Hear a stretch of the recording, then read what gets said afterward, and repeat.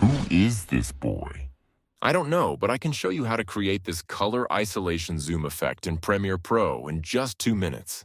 First, double-click on your preview screen and move the blue circle to where you want the zoom effect to target. Now go to Effect Controls panel. Click the stopwatch icon next to Scale and Rotation.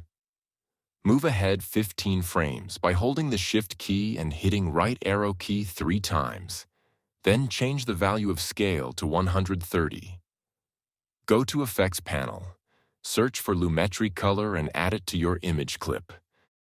Then go back to Effect Controls panel. Go down to Lumetri Color section. Select the pen tool and draw an outline around your subject until you've traced all the way around. Check off the inverted option, expand the basic correction, and click on the stopwatch icon beside saturation. Then change the saturation value to 0. Now move the time indicator to the start of your clip and click on Reset button. To correct the hard edges of your mask, you can increase the mask feather and decrease the mask expansion settings until it looks good. Move your time indicator about 4 seconds forward and change the scale value to 150 and the rotation to about -8. You can also download sound effect from my Telegram channel and add it to start of your animation to increase the dramatic effect of your zoom.